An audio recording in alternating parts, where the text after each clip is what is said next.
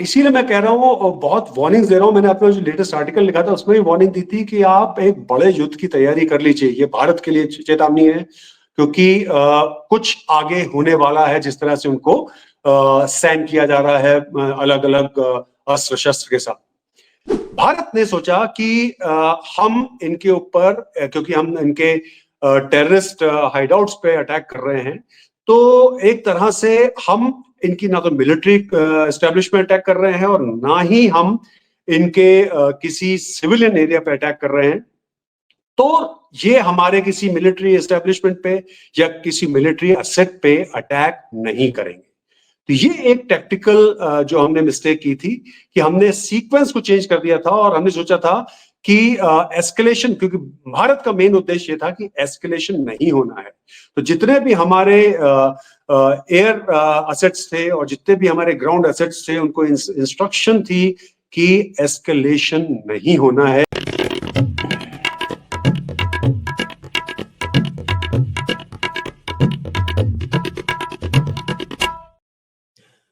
नमस्ते, आप सभी का स्वागत है आज के इस कार्यक्रम में। आज हमारे साथ जुड़ रहे हैं एक बार फिर से कमांडर संदीप धवन, जो कि x naval aviator, retired Indian navy. तो कमांडर संदीप धवन का मैं स्वागत कर रहा हूँ। आप सभी से अनुरोध कर रहा हूँ कि कृपया चैनल को सब्सक्राइब कर लें, वीडियो को लाइक कर लें। तो संदीप जी, पिछली बार जब हम मिले थे। नमस्कार जी, नमस्कार। नमस्कार, जय हिंद। जय हिंद। तो ईरान इजराइल शुरू हो गया उसके बाद से। पिछली बार हमने ये तय किया था कि हम एयर डिफेंस के बारे में बात करेंगे। तो अब एयर डिफेंस हमने भारत और पाकिस्तान के युद्ध में देखी थी और किसकी एयर डिफेंस कैसी है वो काफी कुछ दिख रहा था। अब हमने ईरान और इसराइल की भी एयर डिफेंस देख ली। तो before we go to that कि साहब की ये एयर डिफेंस जो है वो इजराइल की और भारत की, इसमें क्या आप तुलना कर सकते हैं? और ईरान की और पाकिस्तान की कुछ एक जैसी दिख रही है, उसमें क्या तुलना कर सकते हैं? पहले तो मैं आप ये चाहूँगा कि आप ये बताएं कि ये जो ईरान इजराइल का जो युद्ध है, ये आपको किस तरफ जाता दिख रहा है? जी हाँ, बहुत ही मतलब बढ़िया टॉपिक है ये, और इस समय पूरे विश्व में हाहाकार मची हुई है इसको लेके। तो सर्टेनली ये इस पे बात करना बनता था और आज हम बात करते हैं इसके ऊपर। तो देखिए, ये एयर डिफेंस सिस्टम, ये आपने जैसे बताया कि भारत और पाकिस्तान का जो एक छोटा सा युद्ध हुआ, उसमें उनकी हमने सबकी क्षमता देखी और उसको मापा गया। इसी तरह से इस समय हम इजराइल और ईरान की जो वॉर हो रही है उसमें भी उसको देख रहे हैं। तो ये याद रखिए कि अगर थोड़ा सा हम पहले अगर बात कर ले कि ये सिस्टम होते क्या है, क्योंकि आज के जमाने में जो कि 5th, 6th and 7th generation warfare का जमाना है, और उसमें अगर आप 3rd और 4th जनरेशन की वॉरफेयर के इक्विपमेंट या उस तरह की पद्धति को यूज कर रहे हैं, तो आप सक्सेसफुल नहीं होंगे। तो एयर डिफेंस सिस्टम पहले जान लेते हैं कि मोटा मोटा ये होता क्या है, कैसे काम करता है। संक्षेप में करता हूं मैं बात, बिल्कुल सिंपल लैंग्वेज में बताऊंगा कि 3 कंपोनेंट होते हैं इसमें। तो एक होता है कमांड एंड कंट्रोल सेंटर, जो कि समझ लीजिए उसका हार्ट है, और उससे कनेक्टेड हैं बहुत सारे रेडार्स, जो कि उनका काम है किसी प्रोजेक्टाइल को डिटेक्ट करना और उसको ट्रैक करना, और उसकी पूरी जो इंफॉर्मेशन है ये कमांड कंट्रोल सेंटर को आती है।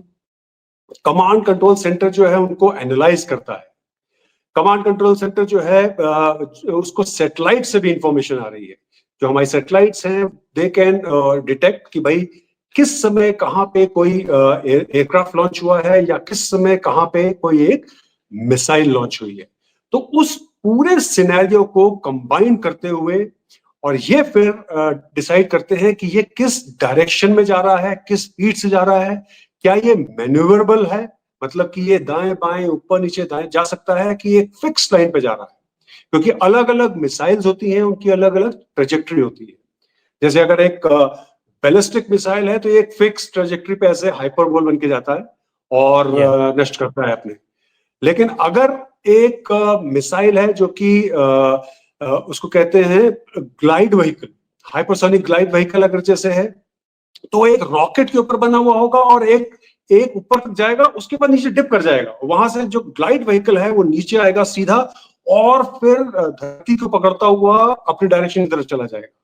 और फिर होता है एक हाइपरसोनिक क्रूज मिसाइल जो कि बिल्कुल धरती से चिपक के जाती है। तो अलग अलग एयरक्राफ्ट हो गया, ये सब या नॉर्मल मिसाइल्स हो गई, तो इनको डिटेक्ट करने का उनकी स्पीड के हिसाब से।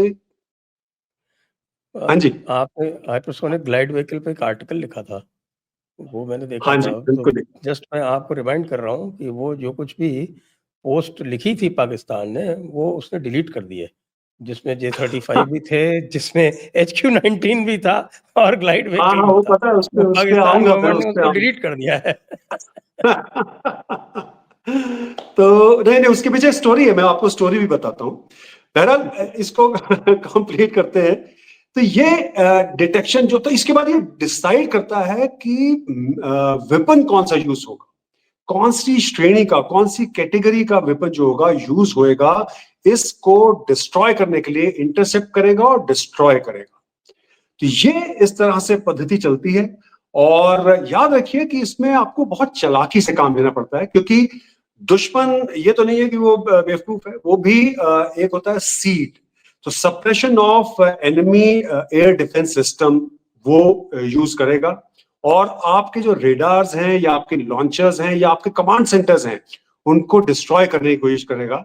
तो कि जो कि भारत ने जैसे किया था पाकिस्तान में, जैसे आपने बताया, तो भारत के पास बहुत ही सक्षम दो मिसाइल्स हैं, रुद्रम-1, रुद्रम-2।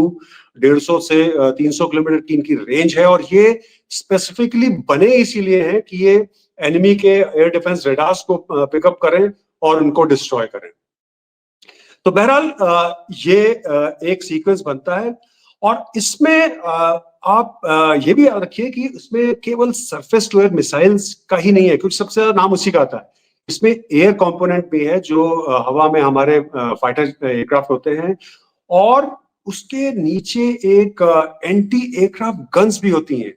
और एंटी एयरक्राफ्ट गन्स जो है, इनकी क्षमता बहुत ज्यादा होती है, और उसको लोग जो है भुला जाते हैं। और भारत में बहुत ही सक्षम एंटी जो एयरक्राफ्ट गन्स हैं, जैसे L-70 है, जो 240 राउंड्स पर मिनट फायर करती है। Zu-23 2000 राउंड्स पर मिनट फायर करती है। तुंगुस्का, शिल्का, इस तरह की कई जो है हमारे पास गन्स हैं, और ये एनिमी के प्रोजेक्टाइल्स को नष्ट करती है। इंडियन नेवी के पास तो एक्सटेंड इनफैक्ट बहुत ही ज्यादा सक्षम AK-630 है, close in weapon system, 5000 rounds पर मिनट के हिसाब से फायर करता है। और इन्होंने भारत पाकिस्तान को जो युद्ध हुआ है, उसमें बहुत सक्षम काम किया है, बहुत बढ़िया ज्यादा काम किया है। तो ये लेयर नंबर 1 बन जाता है भारत की, जो एक पूरा एक कवच बना हुआ है भारत के ऊपर, जिसकी पूरे विश्व में इसमें वाहवाही चल रही है। क्योंकि लोग चकाचौंध हो गए कि भारत ने इस तरह से कैसे हर मिसाइल को, हर ड्रोन को, और जितने भी प्रोजेक्टाइल्स आ रहे थे उनको नष्ट कैसे कर दिया। तो उसमें लेयर 1 के बाद आता है लेयर 2, जो short range surface to air missiles होती हैं। इसमें स्पाइडर, पिचोरा और ओसा AK आते हैं, ये भी काफी ज्यादा सक्षम मिसाइल्स हैं। लेयर 3 आ जाते हैं, medium range surface to air missile, जिसमें आकाश, जो कि बहुत नाम जिसने कमाया है, और इसकी 25 से 80 किलोमीटर की रेंज है। 2.5 मार्क की स्पीड से चलता है। और फिर बाराक 8 जो है वो भी इसमें आ जाता है, जिसकी 8 to 70 किलोमीटर की रेंज है, और 2 मार्क की स्पीड से चलता है। लेयर 4 में जो आ जाता है, हम आगे बढ़ जाते हैं, तो उसमें long range surface to air missile आ जाती है, जिसमें S-400 का नाम सबसे आगे आता है, क्योंकि वो 600 किलोमीटर तक डिटेक्ट करता है, 400 किलोमीटर तक वो किल रेंज कर सकता है। आपको शायद मैंने पिछली बार बताया था कि भारत ने इसमें एक रिकॉर्ड कायम किया है, और 300 किलोमीटर पे हमने उनके जो साप 2000 जो अर्ली वार्निंग रेडार था, सॉरी एयरक्राफ्ट था, उसको हमने मार गिराया। फिर भारत का खुद का बनता हुआ अच्छा, बाय द वे S-400 की जो स्पीड है वो चकाचौंध करने वाली है, मार्क 14 की स्पीड से आता है। तो ये अच्छा। और 3 रेडार हैं, हाँ 3 रेडार हैं, वो अलग अलग रेंज पे अलग अलग कार्रवाई करते हैं। तो ये बहुत ही सक्षम एक है, और इसमें भी कैटेगरीज होती है। जो चाइना के पास है वो थोड़ा पुराना S-400 है, हमारे पास जो है वो लेटेस्ट इक्विपमेंट है। फिर भारत अपना खुद का बना रहा है कुशा। कुशा 1 जो है ये 350 से 400 किलोमीटर तक की कवरेज देगा और मार्क 7 की स्पीड से जाएगा। लेकिन जो कुशा 2 है वो 1200 किलोमीटर की रेंज तक जाएगा। ये लेयर 4 हमने कंप्लीट की। अब लेयर 5 आ जाते हैं। देखिए आप क्या, मतलब चकाचौंध करने वाली एक भारत ने ऐसी एक कवच बनाया है। लेयर जो 5 है ये बहुत महत्वपूर्ण है, क्योंकि हमने देखा था कि पाकिस्तान ने फतेह 1 फतेह 2 मिसाइल्स जो हैं 150 से 400 किलोमीटर की रेंज रखने वाली, इन्होंने अटैक किया था। और कहां अटैक किया था? भारतीय कैपिटल पे, और वो हमने मार गिराई। वो अलग बात है, क्योंकि उनका सारा इक्विपमेंट फेल हो तो गया। आकाश से ही मार तो गिराई थी। हाँ, वो तो हमने, क्योंकि हमारा जो बैलिस्टिक मिसाइल सिस्टम है, डिफेंस सिस्टम है, हमने डिप्लॉय नहीं किया हुआ था, लेकिन अब हम वो भी करने जा रहे हैं। और उसमें आ जाते हैं दो बहुत ही मेजर सक्षम लेयर्स। उसमें आता है एडवांस्ड एयर डिफेंस सिस्टम, जो कि 150 से 200 किलोमीटर की दूरी तक मार कर सकता है। 4.5 मार्क की स्पीड है, और ये स्पेसिफिकली बनाया गया है बैलिस्टिक मिसाइल्स के लिए। और उसकी जो नेक्स्ट लेयर आती है वो आती है पृथ्वी एयर डिफेंस सिस्टम, जो कि 300 से 2000 किलोमीटर तक डिटेक्ट कर सकता है। और 2. इसके दो हैं, एक पृथ्वी 1 है और दूसरी पृथ्वी 2 है। 2.8 और 4.5 मार्क की ये स्पीड से जाती हैं, और लगभग 400 किलोमीटर तक इनकी किल रेंज है। और जो एडवांस एयर डिफेंस सिस्टम है, ये एंडो का मतलब एंडो एटमॉस्फेयर का मतलब होता है कि भारत जो पृथ्वी का जो एटमॉस्फेयर है, वातावरण है, इसके अंदर रह के मारती है। लेकिन जो पृथ्वी जो एयर डिफेंस सिस्टम है, ये एक्सो एटमॉस्फेयर, मतलब कि वातावरण के बाहर जाके भी ये वार करता है और खत्म करता है। तो स्टेज 1 में एनसीआर को पूरा कवरेज दिया जाएगा और मुंबई को कवरेज दिया जाएगा। और स्टेज 2 में भारत के जो महत्वपूर्ण सिटीज हैं, जहां बहुत काम हो रहा है, जैसे बैंगलोर, चेन्नई, हैदराबाद जैसे सिटीज या और कुछ, उनको पूरा कवरेज दिया जाएगा। अब इसमें आ जाता है एक और बहुत बड़ा मोड़, और जिसे कहते हैं AD1 और AD2।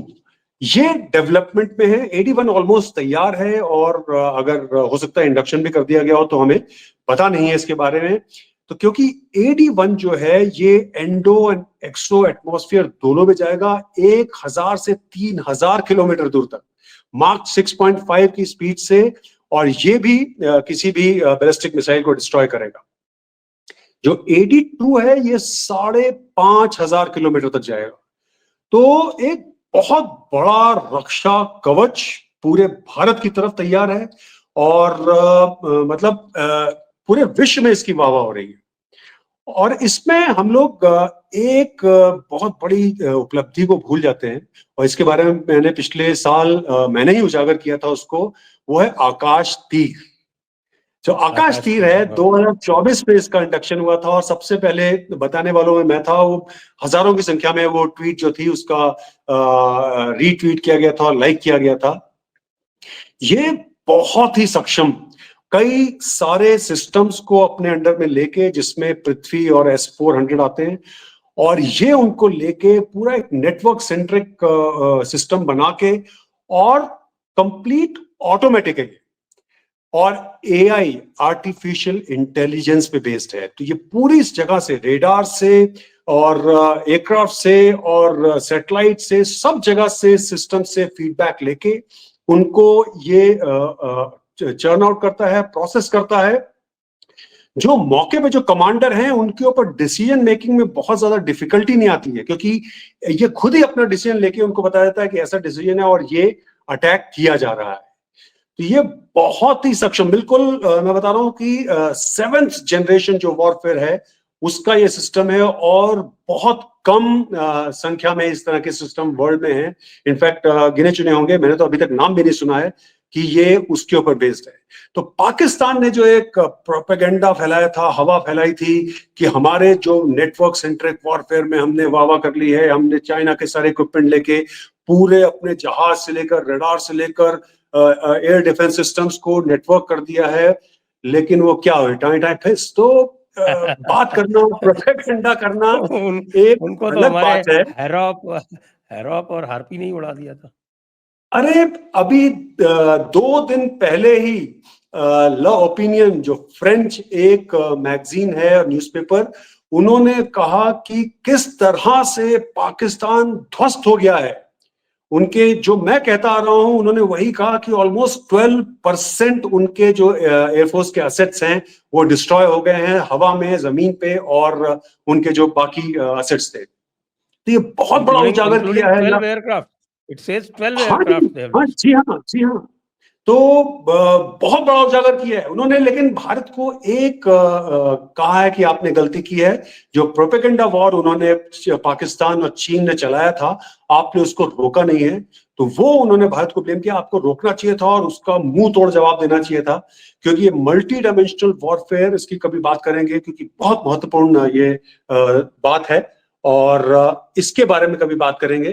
तो उसमें हमें पूरी तरह से कूद जाना चाहिए था और उसका हमें उपयोग करना चाहिए था। बहरहाल, तो पाकिस्तान का जो एयर डिफेंस सिस्टम है, ये छिन्न भिन्न कैसे हो गया, ये ध्वस्त कैसे हो गया। तो उनके इक्विपमेंट की तरफ जाता हूं। याद रखिए कि उनका इक्विपमेंट जो है मेनली 81%, मैंने आपको लास्ट टाइम बताया था कि पूरा चाइना के ऊपर बेस्ड है। मतलब चाइना इतना उनको चूना लगा रहा है, 63% जो उनका वर्ल्ड में इक्विपमेंट जा रहा है वो पाकिस्तान की तरफ जा रहा है।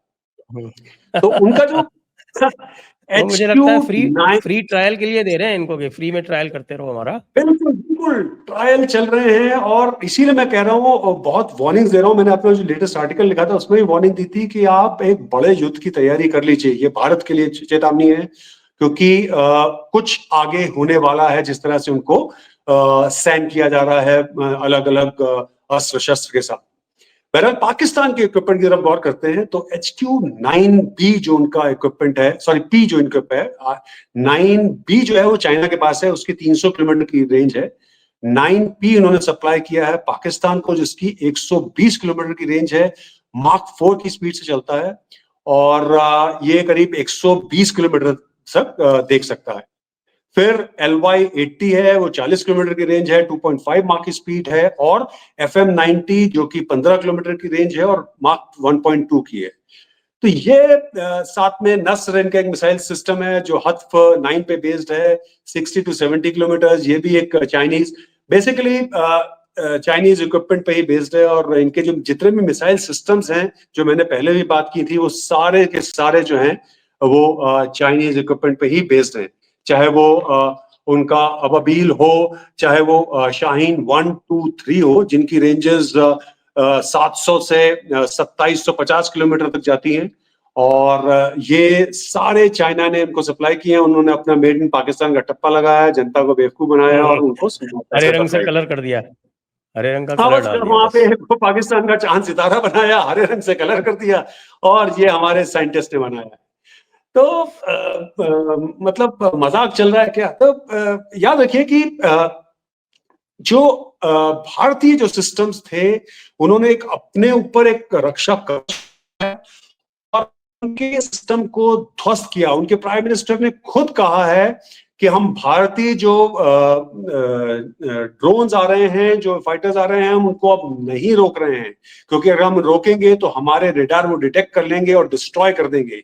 ये उनका मानना हुआ। इसका मतलब कि हमने उनके सिस्टम्स को डिस्ट्रॉय किया है।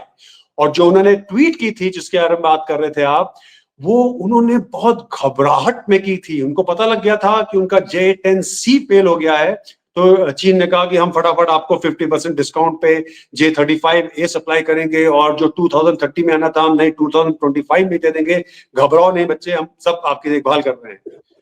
फिर उन्होंने ये J-35 वाला जो किस्सा है, ये बड़ा अजीब है, क्योंकि J-35 के अभी तक तो उनके ट्रायल्स ही नहीं कंप्लीट हुए इंडक्शन हैं, ही नहीं हुआ डेवलपमेंट है ही जनाब, कंप्लीट है, इंडक्शन वो नहीं है। हाँ, वो ना उनकी नेवी में इंडक्शन हुआ है, अभी तक ट्रायल चल रहे हैं। इस समय उनके दोनों एयरक्राफ्ट कैरियर जो हैं वो वहां पे फर्स्ट आइलैंड चेन से बड़ी मुश्किल से, घबराहट से बाहर निकले हैं, और सेकंड आइलैंड चेन और फर्स्ट आइलैंड चेन के बाहर वो ट्रायल्स चल रहे हैं इस समय उसके।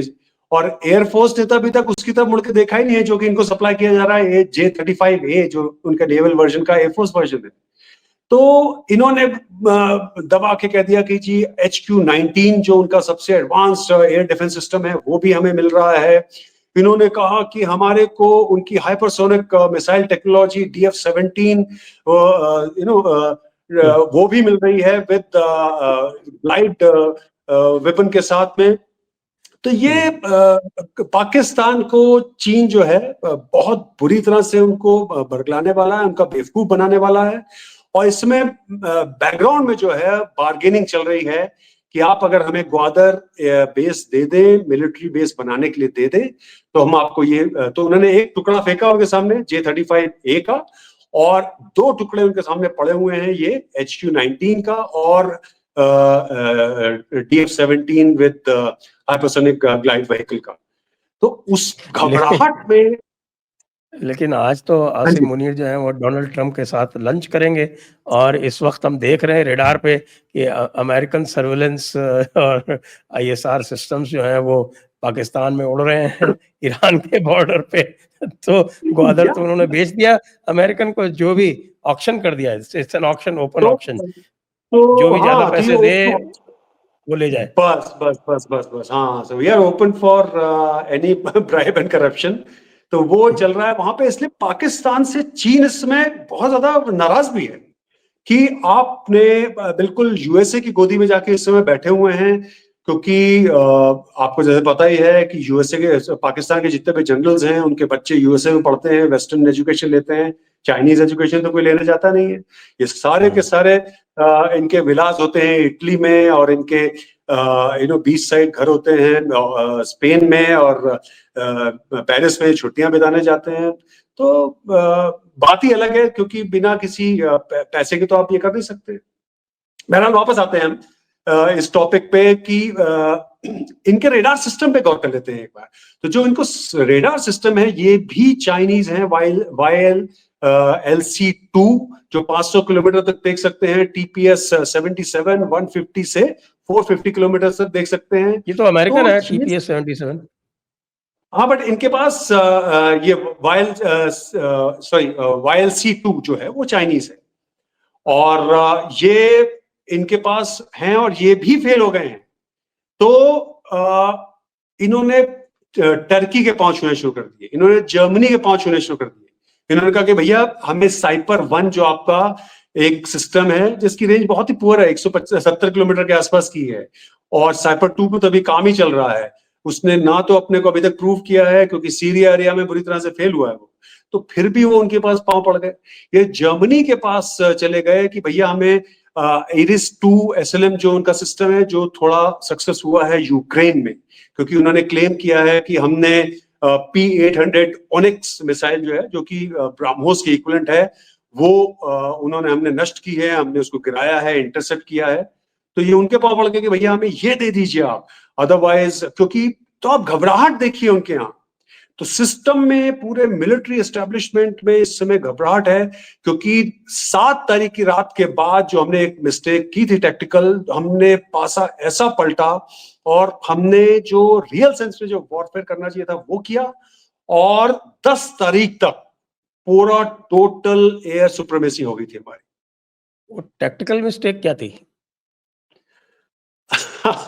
टेक्निकल मिस्टेक मैं आपको बताता हूं। भारत ने क्या किया था, भारत ने याद रखिए कि एक क्लासिक जो वॉरफेयर होता है उसमें आप पहले एयर सुप्रीमेसी लेते हैं। तो एयर सुप्रीमेसी लेने के लिए आपको, जो अभी इसमें इजराइल कर रहा है ईरान के ऊपर, आप उनके पूरे जो एयर डिफेंस सिस्टम्स होते हैं, उनके रेडार्स होते हैं, उनको ध्वस्त कर देते हैं, और उसके बाद ही जो है आप ग्राउंड जो टारगेट्स होते हैं उनको अटैक करना शुरू करते हैं, जो हमें करना चाहिए था, ग्राउंड असॉल्ट भी करते हैं उसके बाद में, और ये पूरी कार्रवाई होती है।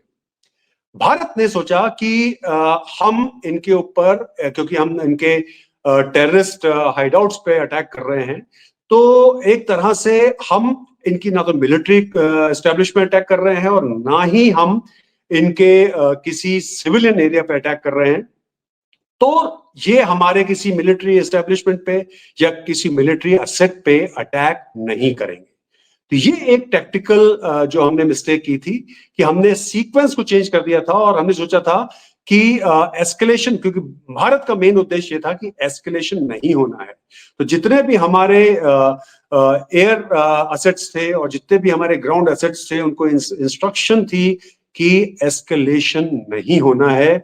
और उसमें बहरहाल इसको भी बहुत ज्यादा क्लियर कर दिया गया है। डिस्पाइट ऑल दिस, जो हमारा जो संयम था, जो हमारा नॉन एस्केलेटरी जो मोड था, उसके बाद भी जो राफेल के जो सीईओ हैं, चेयरमैन हैं, उन्होंने बिल्कुल क्लियर कट बता दिया है कि जो इन्होंने बताया कि 3 राफेल गिर गए हैं, और बकवास है बिल्कुल बात।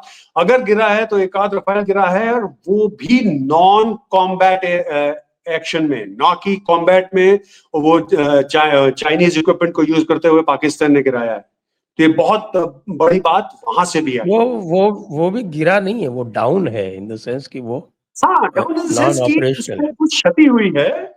और डाउन का मतलब ये नहीं कि वो नष्ट हो गया है, उसको क्षति हुई है, कुछ उसको हो सकता है डैमेज हो गया हो, क्योंकि कुछ खबरें आ रही हैं जो कि मैं यहाँ नहीं बता सकता हूँ। बट डाउन का मतलब ये नहीं है कि वो नष्ट हो गया। मैंने नष्ट का वर्ड यूज नहीं किया है। डिस्ट्रॉय नहीं हो गया, शॉट डाउन नहीं हो गया है वो, तो उसको कुछ क्षति हुई है। That is what he also said, और वो भी नॉन कॉम्बैट कारणों से।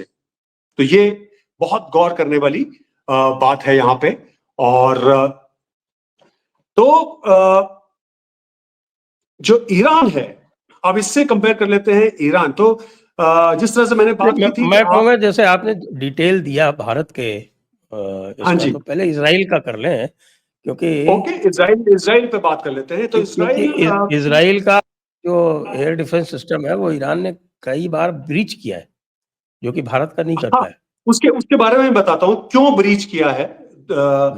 तो एक सीक्वेंस में चलते हैं हम लोग कि ब्रीच कैसे हुआ और है क्या, इनका ये सिस्टम पूरा क्या है। तो उनका भी एक लेयर्ड सिस्टम है, भारत की तरह ही। बट मैं आपको बता दूं कि सक्षम है, बहुत बढ़िया है, उसकी बहुत उपलब्धि मानी जाती है। लेकिन जो भारत ने जो काम किया है इस बार, वो पूरे विश्व को उसको देखना पड़ गया, सोचना पड़ गया उसके बारे में। तो उनका जो बहुत नाम लिया जाता है आयरन डोम, जो 4 से 70 किलोमीटर की दूरी तक उनको उसमें सक्षम है वो बचाने में। मार्क 2.2 की स्पीड से उसकी जो मिसाइल से चलती हैं, और तामीर रेडार जो है उससे उस पर बेस्ड है ये। और 90%, तो वो नहीं कहते कि हमारा 100% रिकॉर्ड रहेगा, 90% उनका रिकॉर्ड है सेव करने का। इसका मतलब अगर 10 प्रोजेक्टाइल्स आ रही हैं तो 100 प्रोजेक्टाइल्स आ रही हैं तो 10 उसमें से निकल जाएंगी, या 10 आ रही हैं तो एक निकल जाएगी। अब मैं गौर कराता हूं, भारत से कंपैरिजन कराता हूं। भारत अगर सिंगल प्रोजेक्टाइल से रिटेलिएट करता है तो उसमें हमारा 90% का रिकॉर्ड है। लेकिन अगर सेल्वो में जाता है, सेल्वो का मतलब हो गया बहुत सारे हमारे अटैक्स जाते हैं, प्रोजेक्टाइल्स जाते हैं, 97% का हमारा रिकॉर्ड है। तो ये बहुत बड़ा रिकॉर्ड है। दैट मींस 100 मिसाइल्स या 100 प्रोजेक्टाइल्स या 100 ड्रोन्स आ रहे हैं, केवल 3 निकल के जाएंगे आपके सिस्टम से और बाकियों को आप नष्ट कर देंगे।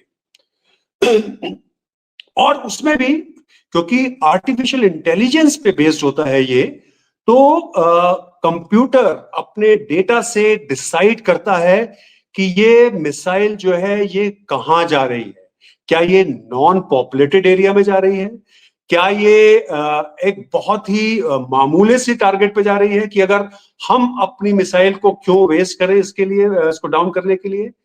तो उसको डिसाइड करके आर्टिफिशियल इंटेलिजेंस डिसाइड करता है और आदेश देता है कि इस टारगेट को आप, इस मिसाइल को आप इग्नोर कर सकते हैं। ये इजराइल के पास भी टेक्निक है और ये हमारे पास भी टेक्निक है। तो लेकिन फिर भी जैसे मैंने आपको बताया कि 3 से 10% जो है भारत के इस कवच को भी निकाल के वो मिसाइल आ सकती है, प्रोजेक्टाइल आ सकती है, कोई डाउट नहीं है। और इसी तरह से इजराइल का भी है, लेकिन उनका रिकॉर्ड हमसे इतना अच्छा नहीं है। तो आयरन डोम जो है ये उनका फर्स्ट लेयर है प्रोटेक्शन का। फिर आया है नेक्स्ट डेविड स्लिंग, जो उन्होंने यूएसए की मदद से बनाया था। 40 से 300 किलोमीटर की इसकी रेंज है। मार्क 7.5 की स्पीड से ये अटैक करता है और डिस्ट्रॉय करता है। फिर लेयर 3 में उनकी एरो 2, एरो 3 आ जाती है, जो कि 90 से 150 और 2400 किलोमीटर तक जा सकती हैं। मार्क 9 और मार्क 5 की स्पीड से डिस्ट्रॉय करती हैं टारगेट को। फिर आ जाता है उनका पैट्रियट, जो एडवांस्ड कंपैटिबिलिटी 3, जो पैक 3 कहते हैं उसको, वो सिस्टम है। अच्छा, यहां पे गौर करने वाली बात यह है कि पैक 3 जो है इसमें कुछ खामियां हैं।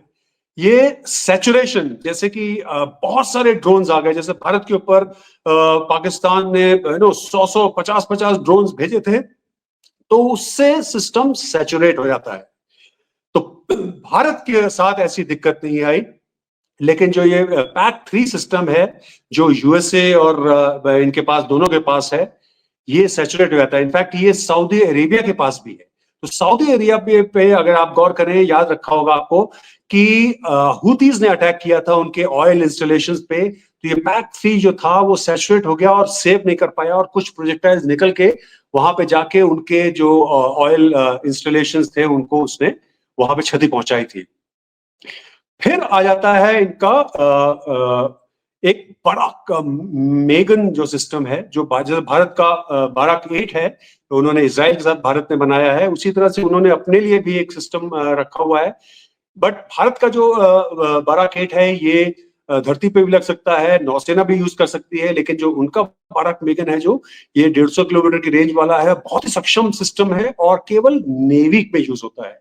तो उन्होंने भी काफी ज्यादा यूज किया इसको इस बार इजराइल ने ईरान के साथ, और काफी डिस्ट्रक्शन किया है उनकी जो मिसाइल्स और प्रोजेक्टाइल्स आ रही थी। बट आ जाती है बात अब कॉस्ट की। कॉस्ट जो है आयरन डोम का बहुत ज्यादा है। जो उसकी एक प्रोजेक्टाइल होती है वो $50,000 से $1,00,000 तक जाती है।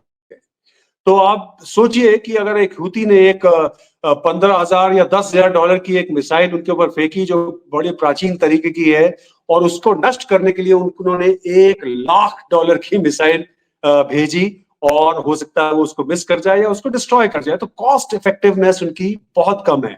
इसी तरह से PAC 3 जो है, पैक 3, उसकी जो कॉस्ट है $2 से $4 मिलियन है। तो ये बहुत बड़ी कॉस्ट है, तो उसको यूज कर रहे हैं। लेकिन आप सोचिए कि उनके जो डिफेंस जो बजट है, जो कंट्री का जो बजट है, उसको कितनी क्षति पहुंचेगी इन सारे सिस्टम्स को यूज करने में। तो उस पर वो भी काम कर रहे हैं, और उन्होंने एक आयरन बीम लेजर बनाना शुरू कर दिया है। और इजराइल को आप जानते हैं कि बहुत सक्षम है, बहुत जल्दी ही उस पर वो प्रोग्रेस कर लेंगे और इंडक्शन हो जाएगा। तो ये बहुत कॉस्ट इफेक्टिव एक उनका सिस्टम आने वाला है, और ये इंडक्शन हो गया तो आई थिंक उनके जो ये एक्सपेंसिव जो इक्विपमेंट है उस पर खर्चा कम हो जाएगा, और वो उसको एफिशिएंटली यूज कर पाएंगे दूसरे इक्विपमेंट की तरफ। ये भारत ने तो अपनी वो आपकी L-70 शल्का वल्का तो जू वगैरह उसको सबको यूज करके, मुझे तो बता रहे थे लोग कि वो 50-50 रुपए की कॉस्ट है उनकी गोलियों की, जो वो पुरानी एंटी एयरक्राफ्ट गन है, उनसे ये सारे ड्रोन मार गिराए। मतलब इतनी कम नहीं, और ये जो रॉकेट से, लेकिन हाँ, ये जो हमास के रॉकेट्स आते हैं, ये $500 के रॉकेट हैं, उनके लिए भी ये $1,00,000 की ये आयरन डोम यूज कर रहे थे। और हमारा ये भार्गवास्त्र जो आया है माइक्रो मिसाइल वाला, हाँ जी, ये तो गेम चेंजर होगा मेरे ख्याल से। अभी इस पे काम चल रहा है, और इसके बारे में हम आगे बात करेंगे कि ये बहुत सारे ऐसे इक्विपमेंट पे काम चल रहा है जो कि आप मेन गौर करिए कि जो इंडिजिनस भारत के इक्विपमेंट है, अदर देन S-400 को छोड़ के सारे इक्विपमेंट जो है भारत खुद बना रहा है, और इसकी प्रोडक्शन लाइन में कोई प्रॉब्लम नहीं होगी, इसकी सप्लाई में कोई प्रॉब्लम नहीं होगी, और किसी भी तरह का जो बाहरी दबाव है आप उसमें नहीं आ सकते। जबकि इजराइल के काफी सिस्टम्स जो हैं वो अमेरिका पे डिपेंडेंट हैं, अमेरिका के साथ कोलैबोरेशन में भी बने हुए हैं और महंगे हैं जैसे आपने बताया। तो ये एक उनके लिए ड्रॉबैक आ जाता है। बहरहाल अब चलते हैं हम ईरान की तरफ। जी। ईरान की ईरान की एयर डिफेंस तो खत्म हो चुकी है। ईरान की बहुत बड़ी दिक्कत है, बहुत बड़ी मुश्किल है उनके सामने, क्योंकि जो उनके जो सिस्टम्स हैं ये अभी भी 3rd 4th जनरेशन पे चल रहे हैं, जबकि इस समय काम 6th 7th जनरेशन पे चल रहा है। और बवार 373 उन्होंने एक एयर डिफेंस सिस्टम जो उनका खुद का इंडिजिनस है वो बनाया हुआ है। 250 to 300 किलोमीटर की रेंज है। मार्क 5 वो क्लेम करते हैं इसकी स्पीड है, और सैयद 4 उसकी एक मिसाइल है जिसकी ये स्पीड है। लेकिन ये साथ ही हाँ वो S-300 भी यूज करते हैं जिसकी 200 किलोमीटर की रेंज है और 7.5 to 9 मार्क की स्पीड है। लेकिन ये 2 जनरेशन पीछे के सिस्टम्स हैं, ये आपस में नेटवर्क पे नहीं है, तो एक दूसरे से बात नहीं कर सकते हैं। ये बहुत इंपॉर्टेंट हो गया है आज के जमाने में कि सारे इक्विपमेंट एक दूसरे से बात करें, और आप उनके ऊपर जो इलेक्ट्रॉनिक वॉरफेयर चल रही है उससे ऊपर उभर के आए, क्योंकि उनको अगर जैम कर दिया तो जैसे पाकिस्तान के सिस्टम्स जो थे वो बात कर रहे थे, लेकिन उनको जैम कर दिया गया तो एक दूसरे से बात करने बंद हो गए, उनकी जो लोकेशन थी वो उजागर हो गई और उनको डिस्ट्रॉय किया गया। सेम चीज अच्छा, इसमें इन्होंने बहुत समझदारी से काम किया। 2018 से जो है इजराइल जो है उनके ऊपर काम कर रहा है। और याद रखिए कि जो मल्टी डायमेंशनल वॉरफेयर होता है उसमें बहुत सारे आयाम होते हैं, केवल काइनेटिक वॉर नहीं होती है, उसमें इंटेलिजेंस का बहुत काम होता है, उसमें आपका सिग्नल इंटेलिजेंस, उसमें आपकी सैटेलाइट इंटेलिजेंस, उसमें आपके ह्यूमन इंटेलिजेंस का बहुत बड़ा फैक्टर होता है। तो मेजर जो ईरान को इस समय ये झटका पहुंचा है और धक्का लगा है, इस पे 2018 से काम करना शुरू कर दिया था इजराइल ने। पिछले साल अगर आपको याद हो, उन्होंने उनके कई एयर डिफेंस सिस्टम्स को ध्वस्त किया था, और खुलेआम उसकी जो फोटोग्राफ्स थे जो सैटेलाइट से लिए गए थे उन्होंने उसको दर्शाया था। जिस तरह से भारत ने जितने भी ध्वस्त किए थे पाकिस्तान में उनके ग्राउंड एसेट्स, उनकी पूरी पूरी क्लियर पिक्चर्स दिखाई थी। और उस तरह से पाकिस्तान का जिस तरह से उन्होंने एक प्रोपेगेंडा जो वॉरफेयर चल रहा था उसको ध्वस्त किया था, उसी तरह से इजराइल ने ईरान का किया है। तो कंप्लीट एयर सुप्रीमेसी हो गई है। और उसमें याद रखिए कि जो इनके 5th जनरेशन के फाइटर जेट्स हैं F-35, उसका बहुत बड़ा रोल है। उनके जो ग्राउंड पे जो स्पाइस हैं उनके मोसाद के, उन्होंने बहुत बड़ा रोल प्ले किया है। वो पूरी तरह से उनके सिस्टम में ईरान के घुस चुके हैं। उन्होंने बिल्कुल सेम रेप्लिकेट किया यूक्रेन की बात को। उन्होंने वहां पे स्मगल किए ड्रोन्स को, उन्होंने वहां पे पूरी इनकी लोकेशन चेक की, जो जहां पे इनके जो टॉप कमांडर्स कहां पे होंगे, किस समय होंगे, और उन्होंने बिल्कुल क्लोज रेंज से ये ड्रोन्स को उपयोग किया और उनकी उसको कहते हैं डिकैपिटेशन ऑफ लीडरशिप, वो उन्होंने टेक्निक अपनाई है और कंप्लीट उनकी जो टॉप लीडरशिप को खत्म कर दिया है। बल्कि जो जैसे ही उनके नए एक लीडरशिप आई उसको भी उन्होंने खत्म कर दिया, कल की ही बात है। अब किया कैसे उन्होंने, आप सोचिए। जो IRGC के जो उनके आर्मी के जो कमांडर इन चीफ थे, उन्होंने एक प्रोपेगेंडा वॉरफेयर की एक वीडियो लॉन्च की। वो एक जीप में जा रहे हैं और उनके मिसाइल स्टोरेज के एक फैसिलिटी से निकल के जा रहे हैं। उस वीडियो को लेके इन्होंने एनालाइज किया और आर्टिफिशियल इंटेलिजेंस को यूज करते हुए उसकी लोकेशन को उन्होंने कंफर्म किया। फिर जो ह्यूमन इंटेलिजेंस है उसके साथ उसको लगाया और उस मिसाइल डिफेंस सिस्टम को, सॉरी मिसाइल स्टोरेज को डिस्ट्रॉय किया। इन्होंने सैटेलाइट के जरिए उन्होंने चेक किया, टेस्ट किया, क्योंकि याद रखिए कि ईरान के पास करीब 3,500 के आसपास मिसाइल्स हैं टोटल। उसमें से 2,000 ऐसी मिसाइल्स हैं जो कि इजराइल पहुंच सकती हैं। अब इनके पास जो एक स्पेशल ट्रक्स होते हैं, ट्रेलर्स होते हैं जो कि मिसाइल्स को कैरी कर सकते हैं, और उनकी संख्या इनके पास कम है। तो मिसाइल जो सैटेलाइट्स हैं, उन्होंने उससे ट्रैक करना शुरू किया इन ट्रेलर्स को, उनकी लोकेशन को, कहां टेस्ट किया कि ये कहां पे बॉटल नेकिंग हो रही है, कहां पे जाके रुक रहे हैं बहुत सारे ट्रेलर्स, और कंटिन्यूसली आ रहे हैं, जा रहे हैं, आ रहे हैं, जा रहे हैं। तो उन्होंने बॉटल नेकिंग जहां पे होती थी, उन्होंने डिसाइड किया कि ये जो लोकेशन है, ये इनका मिसाइल स्टोरेज लोकेशन है, यहां से पिकअप हो रहा है और फिर वापस लॉन्चर्स पे ला रहे हैं। तो इसको उन्होंने उनके जो मिसाइल स्टोरेज लोकेशंस को डिस्ट्रॉय किया। उन्होंने 30% से ज्यादा इनके लॉन्चर्स को भी इसी टेक्निक को यूज करते हुए डिस्ट्रॉय कर दिया।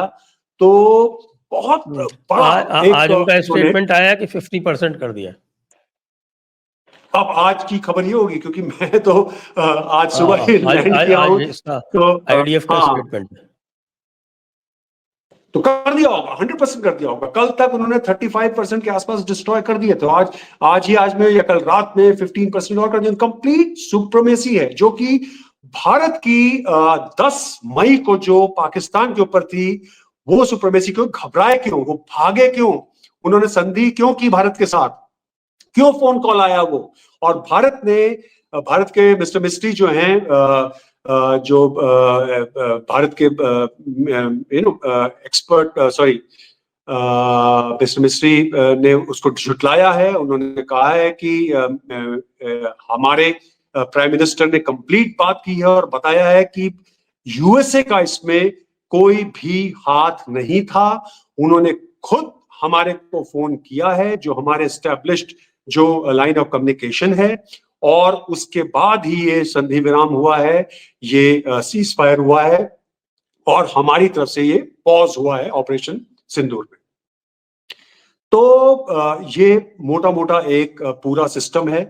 और भारत को इस समय फिर से मैं गौर करने कहूंगा कि गौर करने वाली बात है कि हमारे को मल्टी डायमेंशनल वॉरफेयर की तरफ बहुत ज्यादा प्रेशर देना है, बहुत ज्यादा मूव करना है, क्योंकि that is the way forward. हमने काइनेटिक वॉर बहुत आसानी से जीती और पाकिस्तान को छिन्न भिन्न किया, जबकि पाकिस्तान ने हर तरह के हथकंडे अपनाए और उन्हें चीन से बहुत ज्यादा इसमें सीखा, स्पेशली इसमें जो प्रोपेगेंडा वॉरफेयर था उसके दौरान। एक F-35 का जो उल्लेख आया था, तो अभी ये जो त्रिवेंद्रम में जो F-35 को डिटेक्ट करने की बात हो रही है, ये क्या है? नहीं, उस पे बहुत ज्यादा गौर नहीं करना है। उसमें कुछ टेक्निकल डिफिकल्टीज थी उस जहाज में, तो उस चक्कर में आया है। वो कह रहे हैं कि नहीं, फ्यूल खत्म हो गया था, फ्यूल ऐसे नहीं खत्म हो जाता है। तो वो बेसिकली टेक्निकल डिफिकल्टी थी, और इसीलिए वो, ये तो है नहीं कि वो फ्यूलिंग थी तो उसके फ्यूल करके निकल गया, वो फिर भी वहीं पड़ा रहा। तो उनकी टीम आएगी और उसको लेके जाएगी, तो उस पर बहुत ज्यादा गौर करने की बात नहीं है। बाकी मैं आपको कभी बाद में बताऊंगा, अभी यहीं पर रखते हैं इसको क्योंकि ज्यादा उजागर नहीं कर सकते। हाँ, अच्छा, वो मैंने शुरू में आपसे पूछा था कि आपके ओपिनियन में ये जो ईरान वर्सेस इजराइल है, ये आपको किस तरफ जाते दिख रहा है? ये काफी ज्यादा खतरनाक मोड़ लेने वाला है, क्योंकि एयर सुप्रीमेसी हो गई है।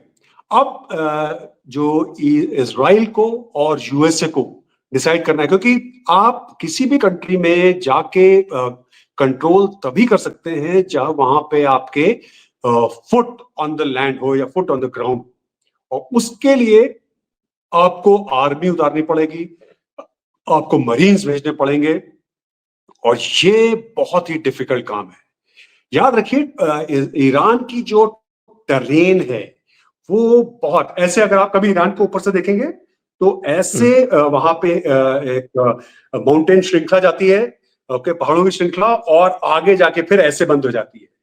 तो उसको कल दी सैक कहते हैं, मतलब कि वो आप उसमें घुस तो सकते हैं, वापस आना मुश्किल है। तो वहां पे आपको एक ही तरीका है, जो ये फ्लैट ग्राउंड है वहां पे आपको घुसने का, और उसके लिए वो आर्मी वो तैयार रहेगी, और उसमें बहुत लॉस हो सकता है इनका। तो या तो वो सोच रहे हैं कि वहां पे इस समय ग्राउंड पे जो लोग हैं वही विद्रोह कर देंगे और उस डायरेक्शन में बात जाएगी, तो मे बी ये कंटिन्यू करेंगे उनका डिस्ट्रक्शन।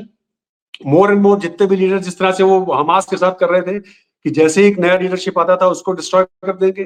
फिर जैसे उनके यूएसए के प्रेसिडेंट ट्रंप ने कहा है कि हम we know where your location is, okay, उनके सुप्रीम लीडर के लिए ऐसा कहा है उन्होंने। और as of now we are not coming after you, अभी इस समय हम आपके पास नहीं आ रहे हैं, कंप्लीट सरेंडर कर दीजिए। तो ये बात उन्होंने रिसेंटली करी है। तो अब या वो उनको गीदड़ धमकी दे रहे हैं, he is just give him bluff, या उनको सच में लोकेशन पता है, क्योंकि हमास का जो वहां पे नेटवर्क है ग्राउंड पे वो बहुत सक्षम है। तो शायद वो एक मौका दे रहे हैं, क्योंकि वो हमास इराक की का जो या गलती है, मोसाद का, हमास का या मोसाद का, सॉरी मोसाद का नेटवर्क जो है वहां बहुत सक्षम है, और वो इराक की गलती यूएसए नहीं करना चाहता है। और मेरे ख्याल से सबके पास लेसन है कि आपने अगर कंप्लीटली डिस्ट्रॉय कर दिया तो जो आईएसआईएस की जो एक बना था, उभर के आया था, उसी तरह का एक और सिस्टम कोई तैयार ना हो जाए जिससे पूरे क्षेत्र में बहुत मुश्किल आ जाएगी।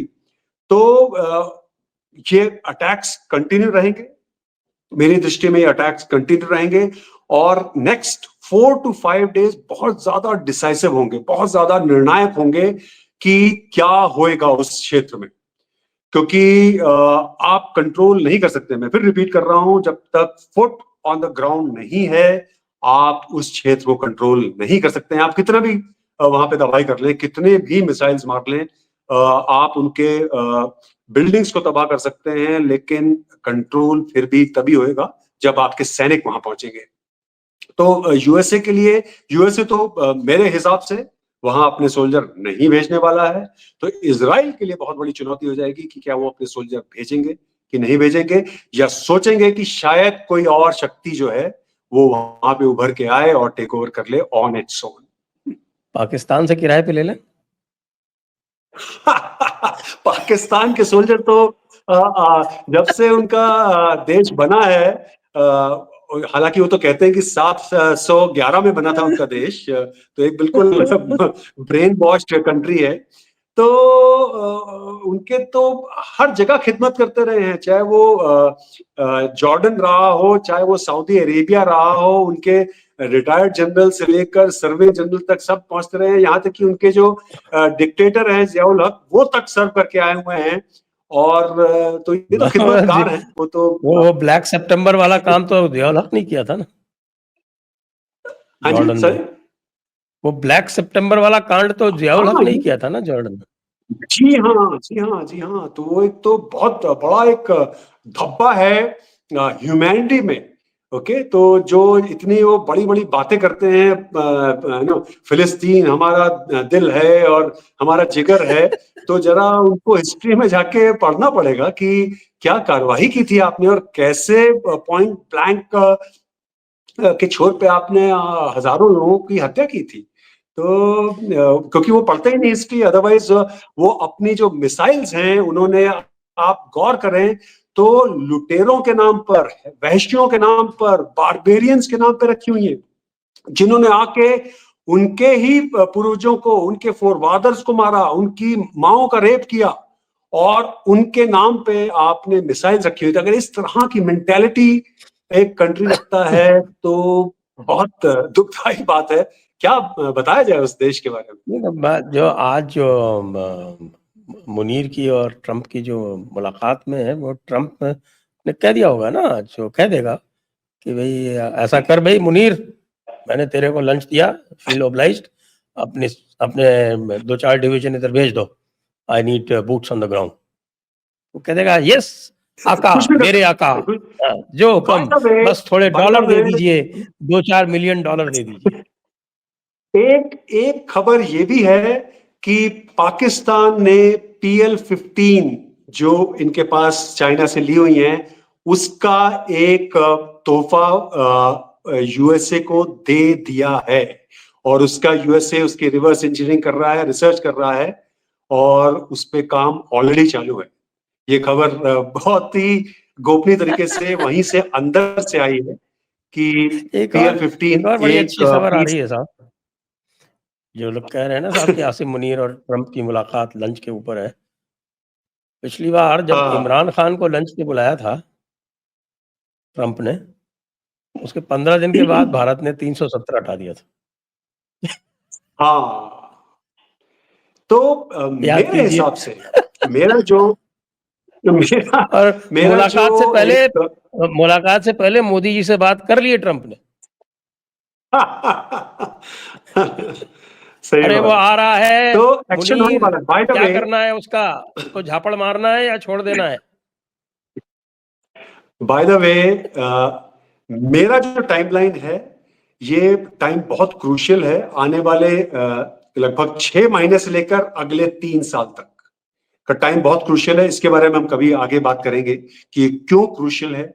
और भारत के पास ये, इनफैक्ट मैं 2018 में मैंने बताया था कि 2025 मैंने मेजर गौरव आर्या हैं, उनकी एक थिंक टैंक ऑर्गेनाइजेशन है चाणक्य फोरम, उनका मैं लीड राइटर रहा हूं, और उस पे मैंने लिखा था कि 2025 ऑनवर्ड्स एक्शन शुरू होएगा।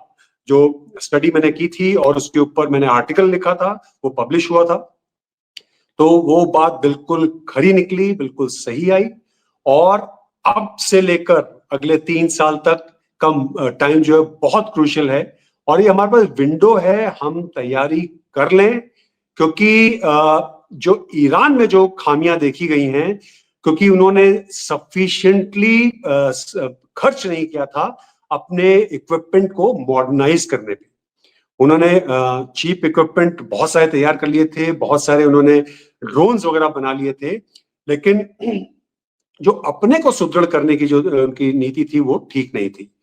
पाकिस्तान ने भी यही काम किया, जो उनको वहां से गिरे पड़े गिफ्ट में जो उनको एयर डिफेंस सिस्टम्स वगैरह जो चीन ने दिए खिदमत करने के लिए, वो उन्होंने लगाए और उससे सोचा कि उनका काम चल जाएगा, लेकिन नहीं है। तो भारत को भी सोचना है कि हमने अपना सिस्टम सुदृढ़ कर लिया है, लेकिन ना हमें कॉम्प्लेसेंट होना है, ना हमें सोचना है कि हम बहुत ज्यादा आगे बढ़ गए हैं। हमें काम करते रहना है, कंटिन्यूअसली इंप्रूव करते रहना है, और अपने हर इक्विपमेंट को जहां जहां खामियां हैं उसको आगे बढ़ाना है। उसमें हमारे जो एयरफोर्स के जो असेट्स हैं उनको काफी ज्यादा तेजी से बढ़ाना है, और उस पे काम होना है, जो जैसे कि मैंने अपने आर्टिकल में भी लिखा है।